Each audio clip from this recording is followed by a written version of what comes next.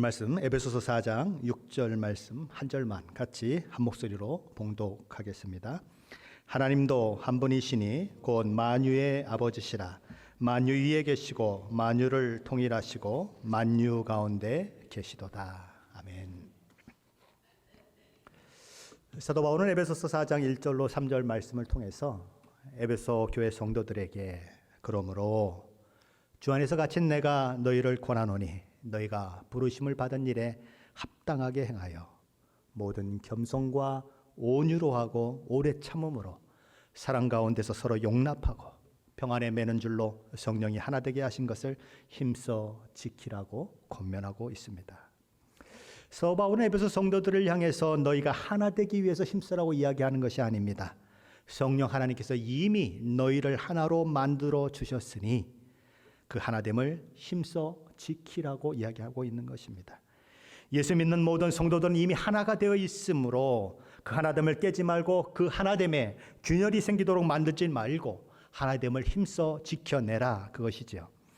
그리고 4절과 5절, 6절 말씀을 통해서 성도의 그 하나됨의 근거가 무엇인지를 7가지 사항을 언급하면서 제시해 왔습니다. 우리는 이미 이 중에서 6가지를 살펴보았고 오늘은 그 마지막 7번째인 하나님도 한 분이시오라고 하는 말씀을 함께 생각해 보게 되는 것입니다. 사도 바울은 4절에서 성령 하나님의 사역과 관련해서 성도의 하나됨을 설명합니다. 5절에서는 성자 하나님의 사역과 관련해서 성도의 하나됨을 또한 설명해 가고 있습니다. 그리고 오늘 본문인 6절에서는 성부 하나님의 사역과 관련해서 성도의 하나됨의 근거를 제시하고 있습니다.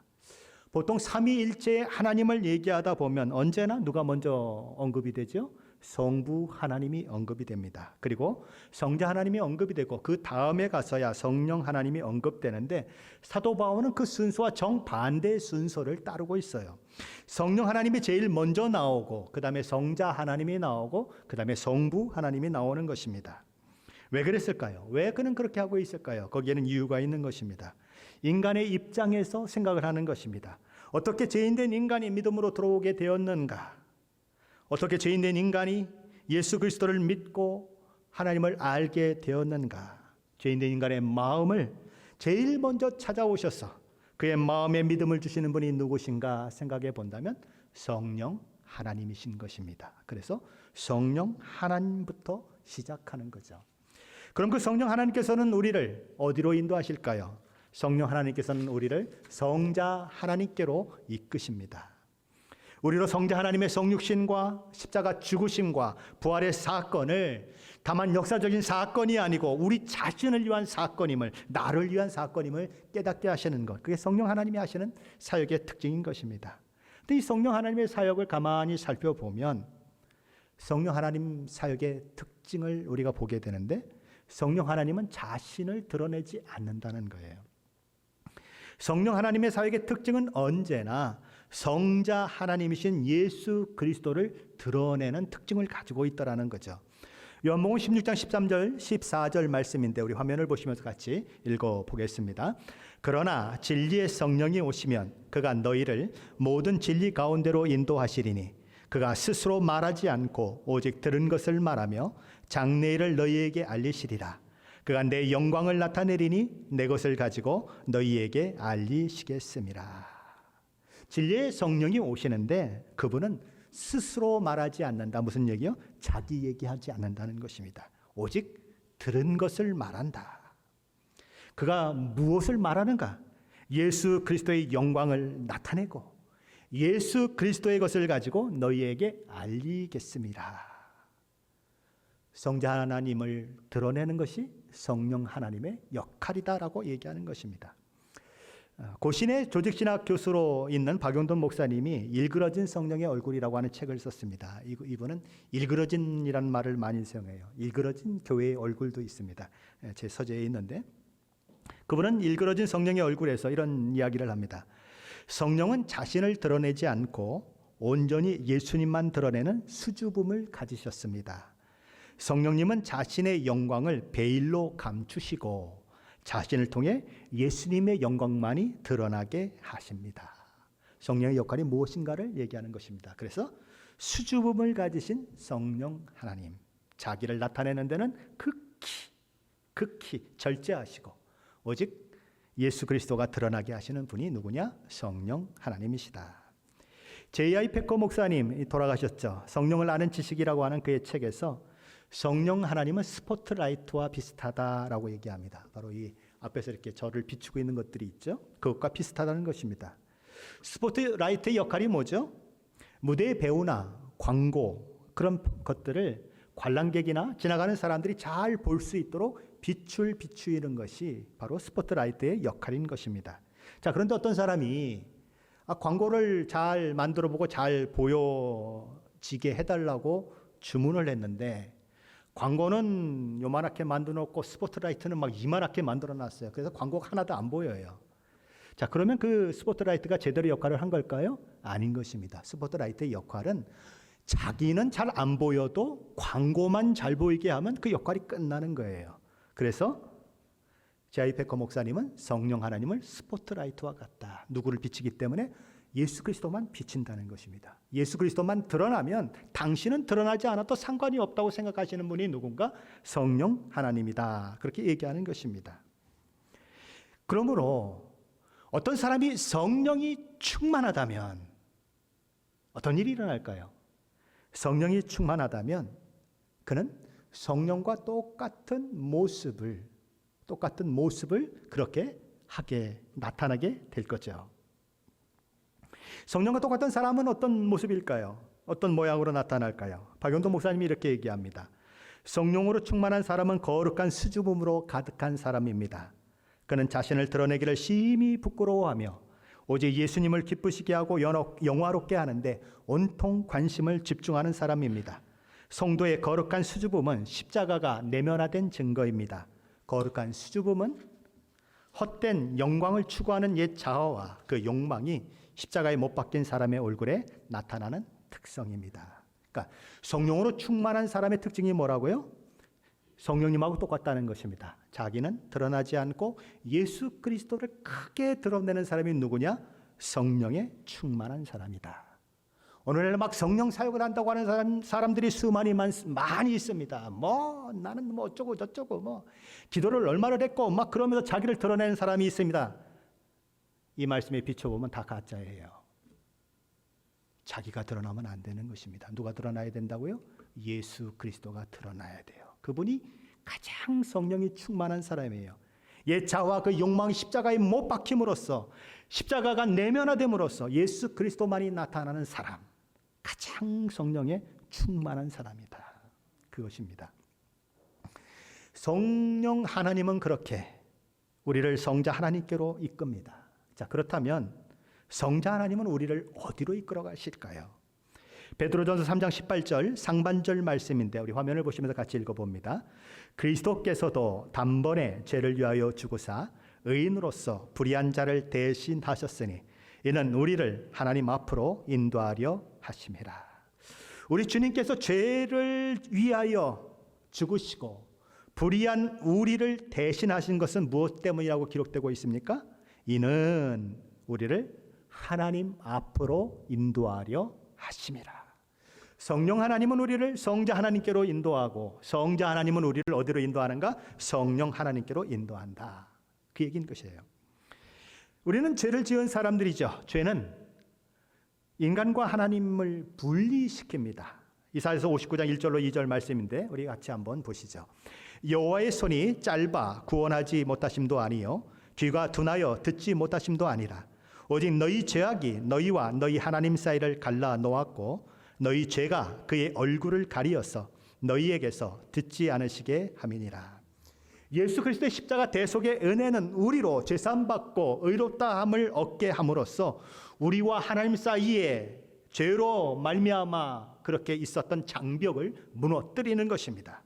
죄로 벌어진 간격을 우리는 예수 그리스도를 통하여서 그것이 메꿔지는 것을 경험하며 하나님께로 나아가는 그 은혜를 경험하게 되는 거예요. 죄인이기 때문에 죄로 말미암아 공의로운 하나님의 진노 가운데 영원한 멸망에 처할 수밖에 없는 인간이 바로 그 예수 그리스도의 은혜로 하나님 앞에 담대히 나아가는 그런 은혜를 경험하게 되는 것입니다. 우리 골로새서 1장 20절 22절 말씀인데 우리 현대 성경으로 한번 같이 읽어보겠습니다.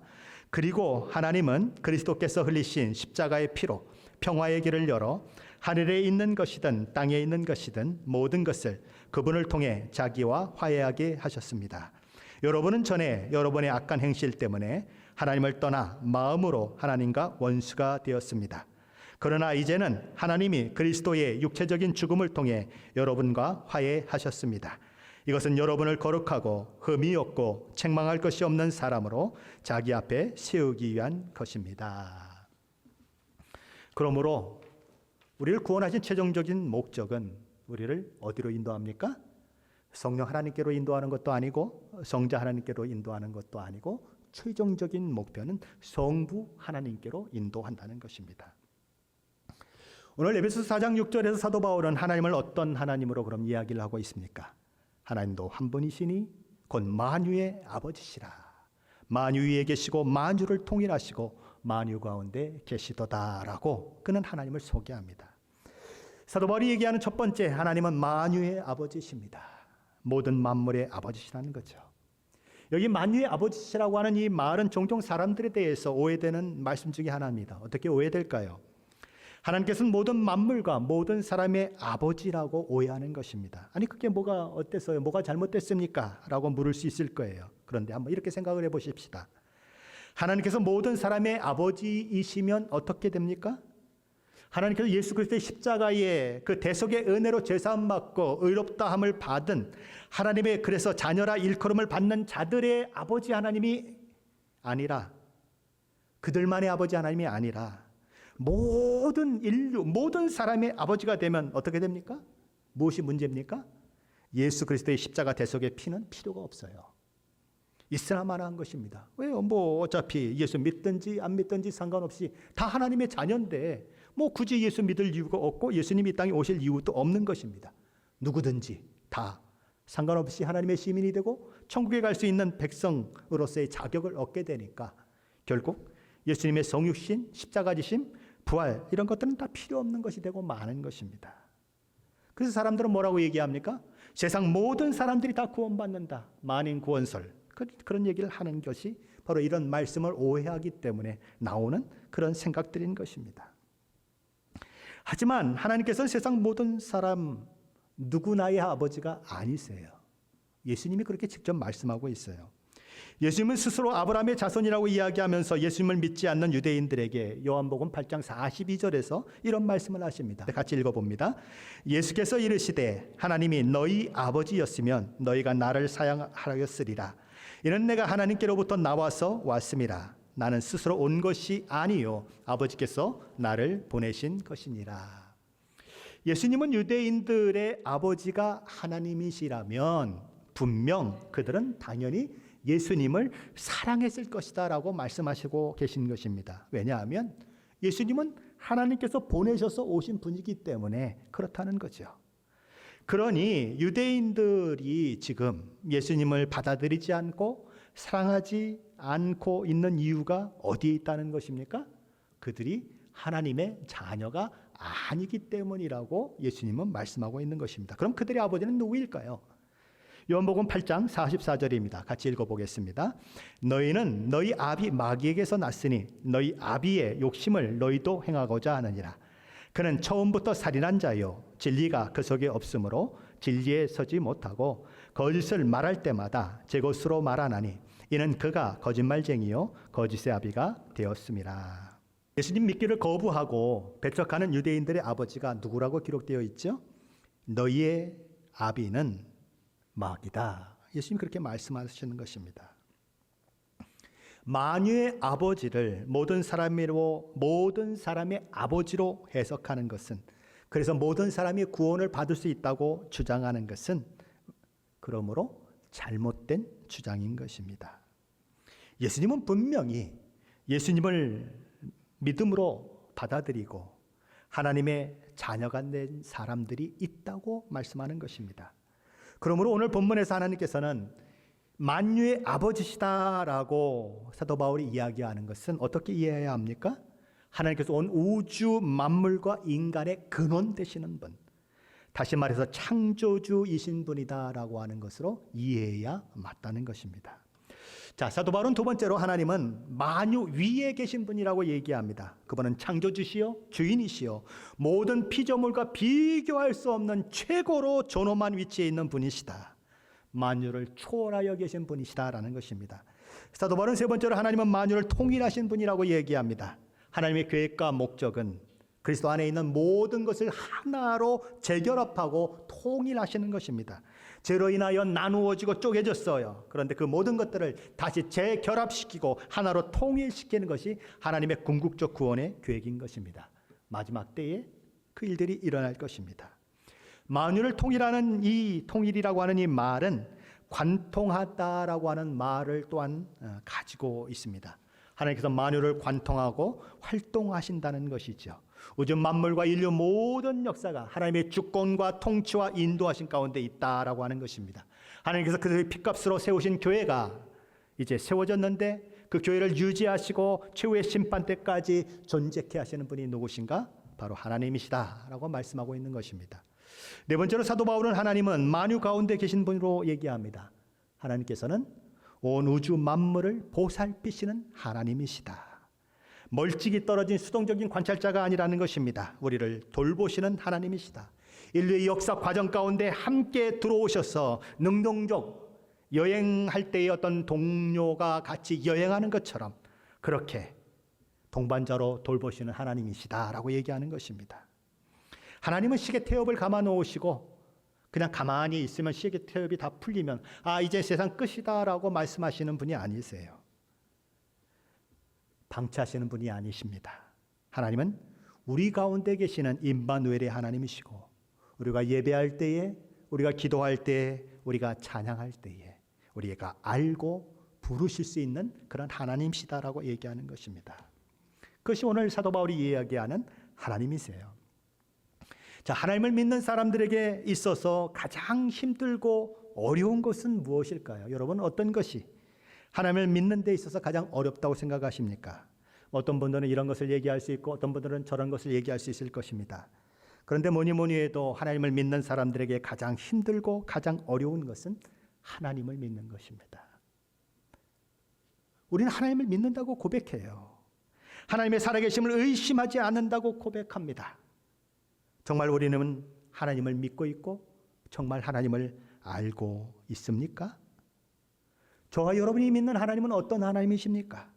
저와 여러분이 알고 있는 하나님은 어떤 하나님이십니까?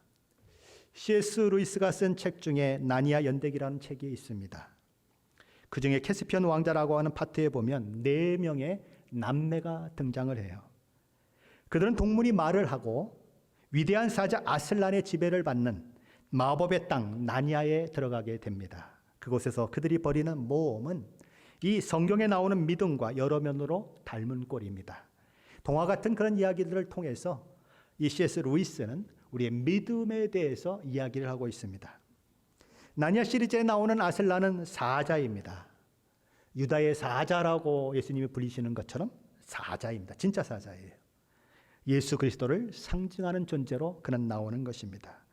자, 그런데 4명의 남매 중 하나인 루시가 어느 날 아슬란을 만나고는 흐느끼면서 이렇게 말합니다. 아슬란님, 아슬란님, 사랑하는 아슬란님, 이제야 뵙게 되네요. 아슬란이 이렇게 얘기합니다. 어서 오너라 아이야. 그때 루시가 이렇게 말합니다. 아슬란님, 더 커지셨네요. 그러자 아슬란이 이렇게 말해요. 그것은 내가 커진 것이 아니고 내가 나이가 더 먹었기 때문이란다. 내가 한 살 한 살 더 먹을 때마다 내가 더 크게 보이는 것이란다. 루시가 한 살 한 살 나이를 먹어가면서 커져갈수록 아슬란은 그대로 자기 몸집을 유지하고 있는데 더 커 보인다는 것입니다. 무슨 얘기죠?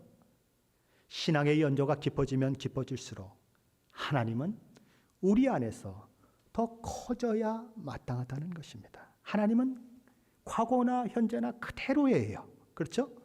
그런데 하나님과 동행하면 동행할수록 하나님이 우리 안에서 더 커져야 마땅하다는 것을 그렇게 얘기하는 거예요. 그런데 상황은 어떻게 됩니까?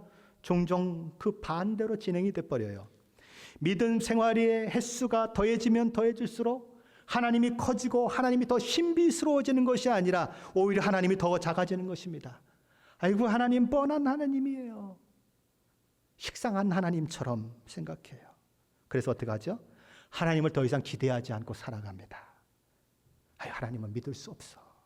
내가 가진 것이 내가 믿을 수 있는 거지.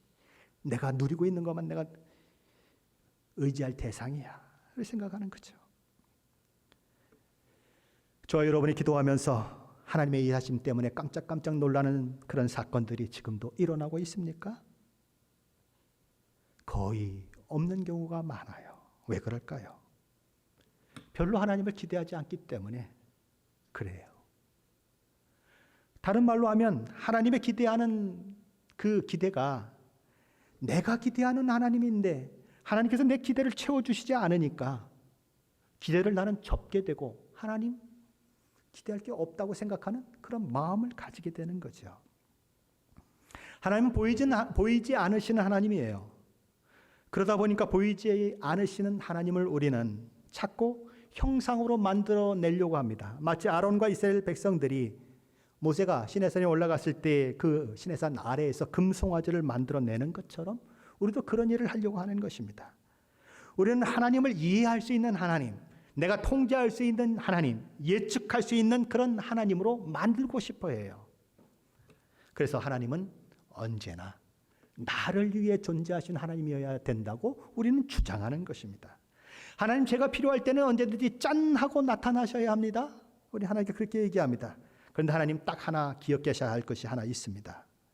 내가 하나님의 도움이 필요한 건 정말 사실이에요. 그런데 하나님이 나한테 조금 도와주셨다고 해가지고 나한테 이것저것 잔소리하려고 그러면 그때는 하나님 끝이에요. 절대 내 삶에는 간섭하지 마세요. 그게 우리 오늘 믿음을 산다고 하는 사람들의 모습 속에 나타난 그런 모습인 것입니다. 자, 그렇게 살다 보니까, 그렇게 신앙생활을 하다 보니까 신앙생활을 하면 할수록 신앙생활의 횟수가 더해지면 더해질수록 하나님에 대한 실망은 어떻게 됩니까? 더 커져요. 왜냐하면 내가 기대하는 하나님이 아니거든요. 내가 원하는 하나님이 아니거든요. 그걸 자꾸 확인하게 되는 것입니다. 하나님이 내 입맛대로 움직여 주셔야 되는데 입맛대로 움직이지 않거든요. 그러니까 하나님에 대한 실망은 점점 커지고 기대는 날마다 무산돼 버리고 채워지지 않는 것입니다.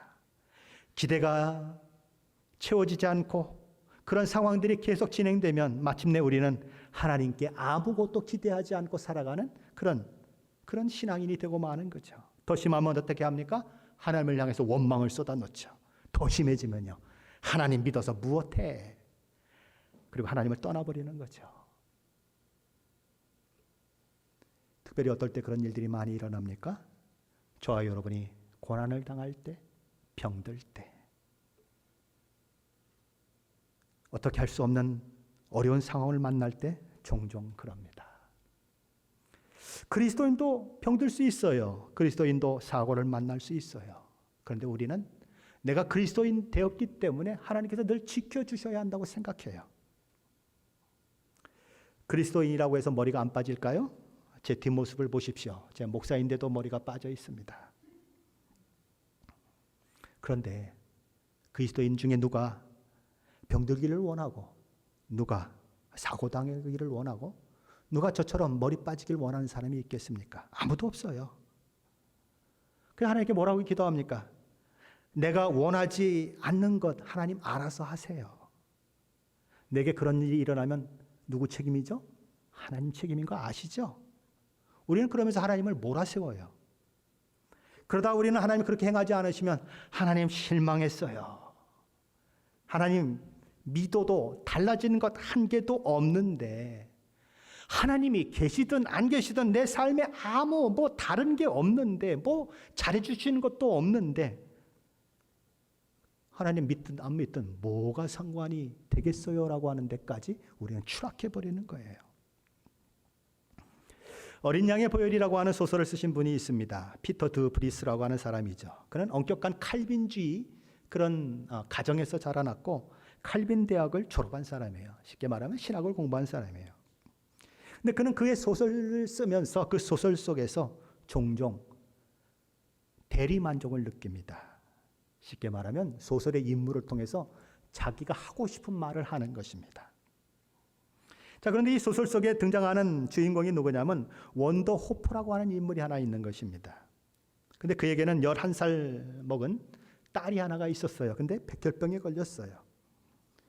그래서 이 아이는 병원에 누워 있는 것입니다. 오늘 내일 죽을지 모르는 그런 상황 가운데 있는데 의료진과 주변 사람들의 눈물 어린 그 수고를 통해서 골수가 생성되기 시작했어요. 조금씩 회복되는 것을 보게 되는 것입니다.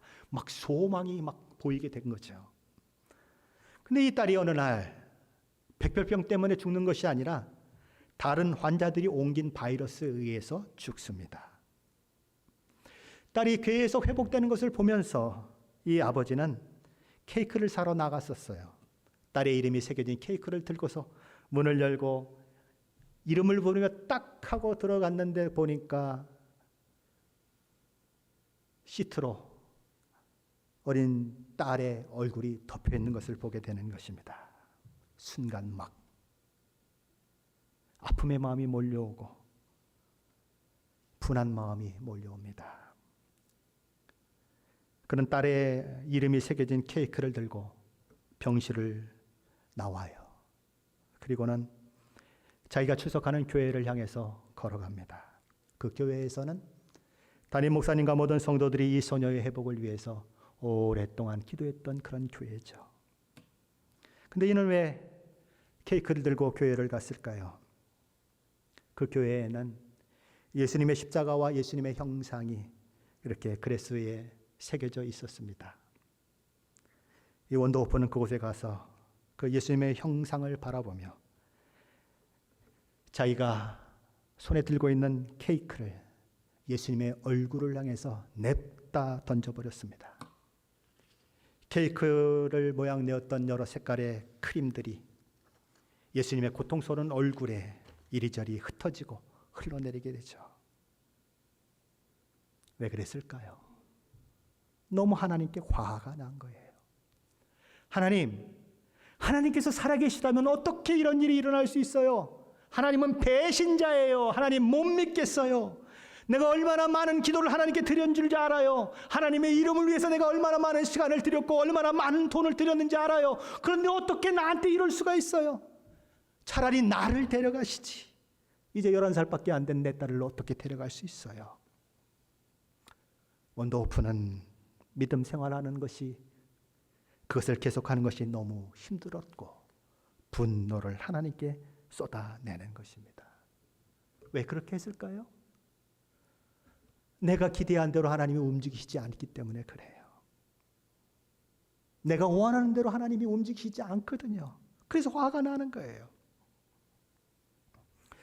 그런데 이 사람보다 더 큰 시련과 더 큰 어려움 속에서도 하나님을 붙들기로 작정하고 모든 슬픔과 어려움을 이겨낸 사람의 이야기는 또 있는 것입니다. 그는 지금 스포켄에서 위트비스 대학에서 근무하고 있는 제럴드 L. 시처라고 하는 목사님이에요. 그는 미니밴을 몰고 아내와 4딸 그리고 어머니를 태우고 길을 가다가 그만 교통사고를 당합니다. 음주운전자가 중앙선을 넘어와 버렸어요. 그리고 미니밴을 받아버린 것입니다. 이 일로 목사님의 어머니, 목사님의 아내, 그리고 사랑하는 막내딸이 그 자리에서 즉사해버렸습니다. 아직도 어리기만 한 세 자녀는 그와 함께 앰뷸런스에 실려서 막 요란하게 병원을 향합니다. 그의 머릿속은 혼란스러워요. 앞으로 어떻게 살 것인가? 이 세 자녀는 어떻게 키워야 하는가? 두려움이 엄습해 옵니다. 미래를 내다볼 용기도 없어요. 어둠 외에는 아무것도 보이지 않아요. 고통밖에는 아무것도 느껴지지 않아요.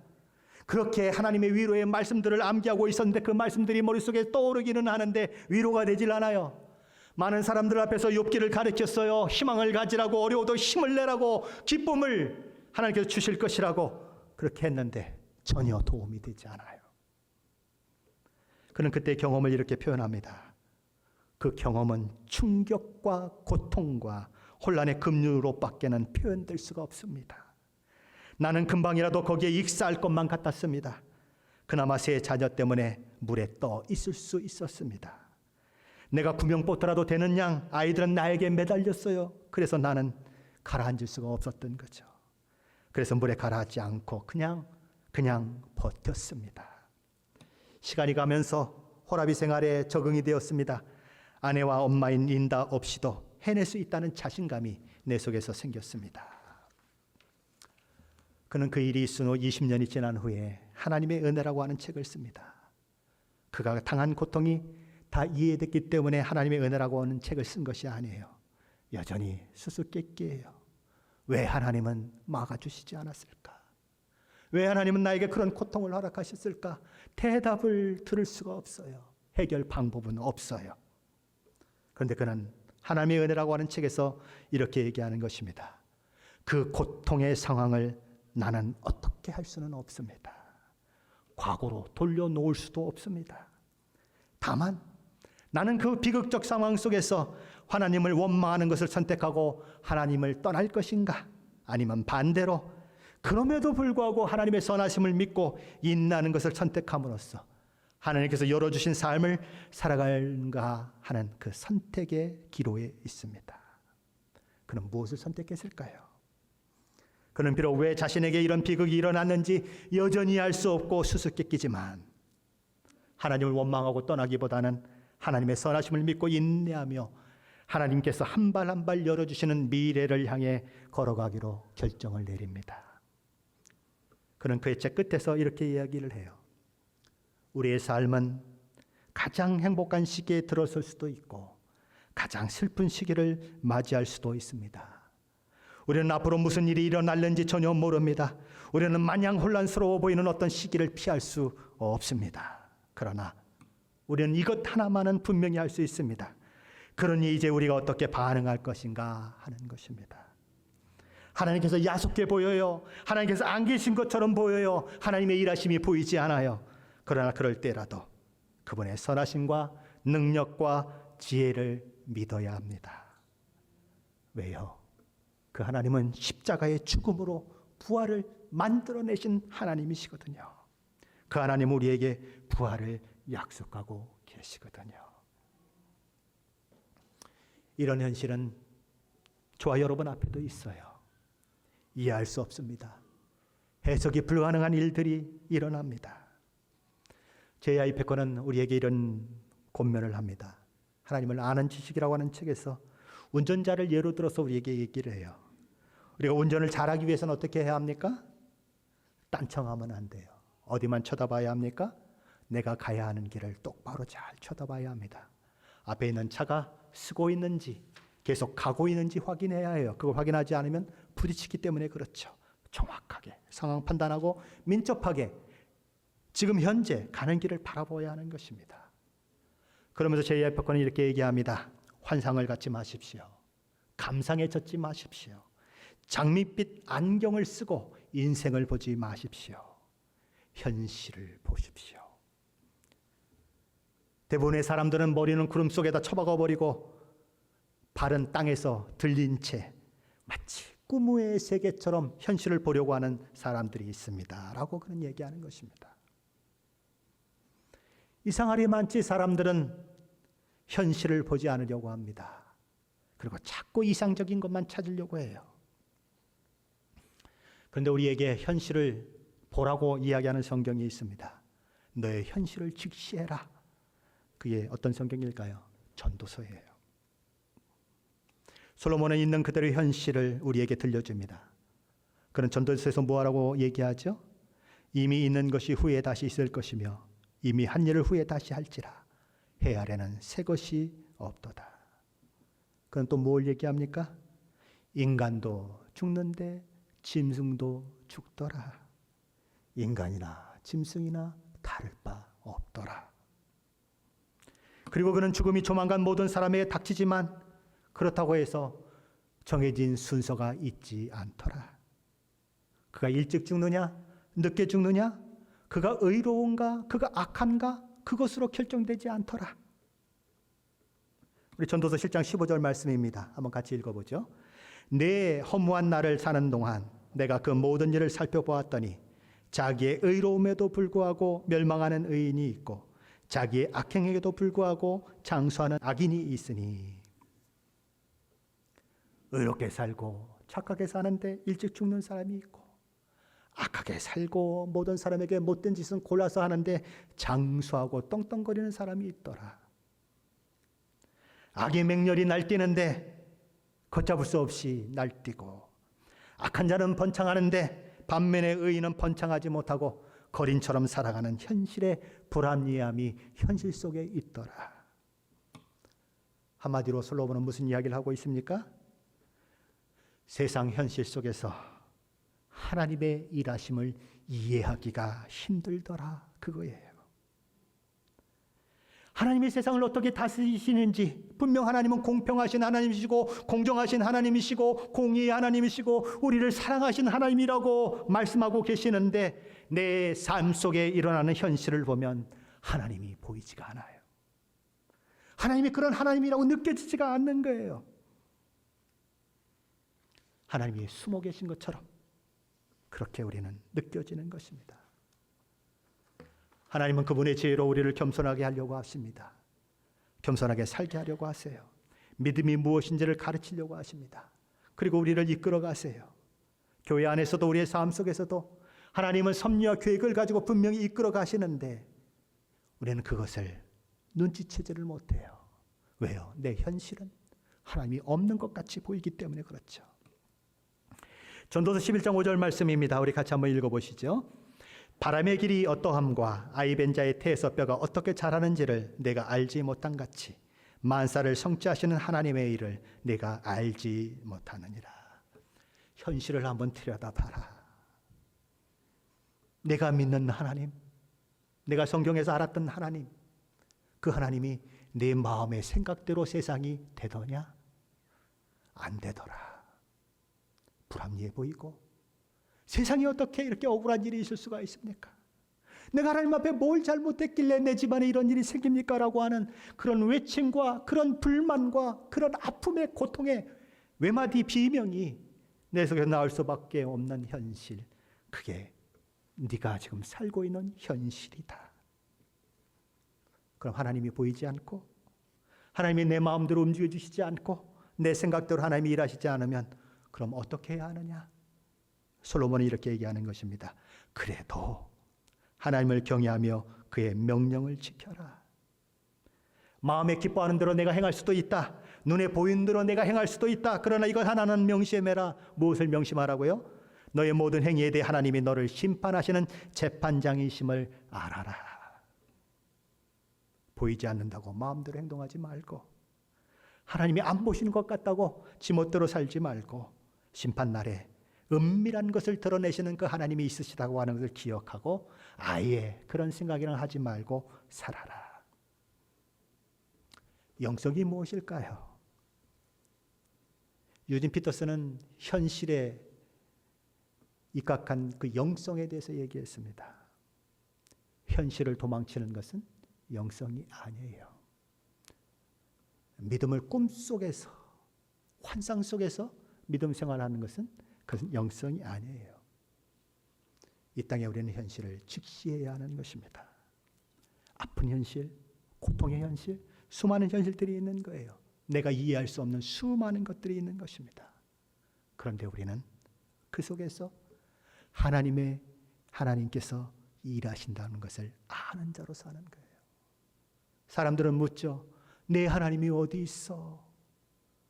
내가 믿는 하나님이 어떻게 너한테 이런 환경을 만들어낼 수가 있어? 라고 세상은 물어요. 우리를 비난해요. 하나님은 없어. 그러나 우리는 아는 것입니다. 뭘 알아요? 하나님이 그럼에도 불구하고 살아계신 분이시요, 이 역사를 주장하고 계신 분임을 아는 것입니다.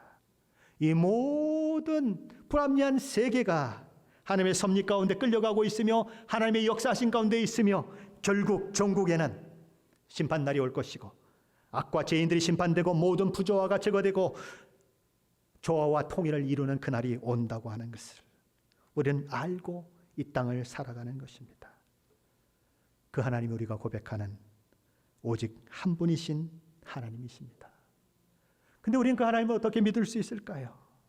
하나님이 보이지 않는데, 내가 원하는 대로 전혀 행해 주시지 아니하시고 어떨 때는 나를 그냥 내팽개치고 두신 것 같은데 어떻게 그 하나님을 믿을 수 있을까요? 하나님이 하신 일을 보라는 것입니다. 무엇을 하셨습니까? 당신의 아들을 십자가에 못 박으셨어요. 누구를 구원하려고요? 저와 여러분 같은 것들을 구원하시기 위해서요. 하나님의 진심을 보라는 거예요. 하나님이 너를 향해서 얼마나 큰 마음을 가지고 있는가, 얼마나 너를 향하여 선한 마음을 가지고 있는가, 너를 얼마나 사랑하는가, 십자가로 확인해라. 현실로 확인하려고 하지 말고.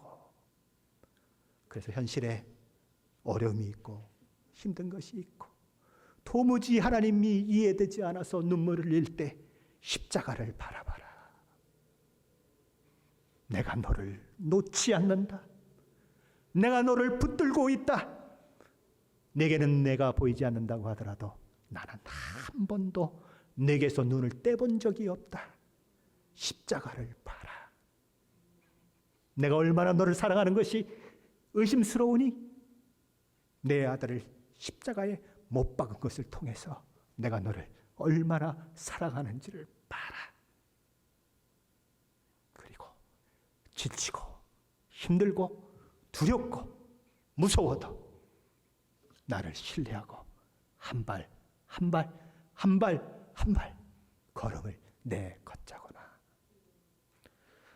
오늘 하나님은 그것을 우리에게 요구하고 있는 것입니다. 오늘 특성한 찬양도 보세요. 뭐라고 얘기합니까? 안 보여요. 하나님의 일하심이 느껴지지 않아요. 그러나 하나님은 우리 곁에 있으시다고 말씀하시는 것입니다. 이해할 수 없어요. 이해가 안 돼요. 그것을 이해할 날이 올 것입니다. 하나님 앞에 서는 날. 우리는 그때 하나님의 품에 안겨서 울부짖으며 이렇게 얘기할 거예요. 하나님, 내가 몰랐어요. 하나님이 그렇게 하시는 줄 내가 몰랐어요. 그래서 내가 하나님을 그렇게 원망했어요. 하나님 어디 계시냐고 내가 그렇게 하나님 앞에 부르짖었어요. 하나님 죄송해요. 하나님의 그 깊은 마음을 몰랐어요. 라고 이야기하게 될 거예요. 왜요?